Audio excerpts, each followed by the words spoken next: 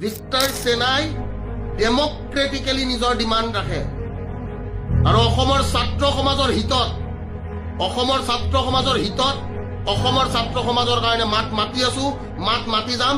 কেতিয়াও হাৰি নাযাওঁ তেতিয়ালৈকে গুলি নাখাওঁ। পৰীক্ষাত নতুন নিয়ম এই বছৰ কৰিব নালাগে, কাৰণ আৰু যিহেতু 2 মাহ আছে, গতিকে আমি পুৰণা বা আগৰ বাৰৰ দৰে পৰীক্ষা পতাটো উচিত হ'ব। বিত্তৰ ৰাজ বিক্ৰী নহয় আৰু নিস্বাৰ্থভাৱে কাম কৰি যাম ছাত্ৰ সমাজৰ হিতত। বিত্তৰ ৰাজ দুৰ্বল নহয়।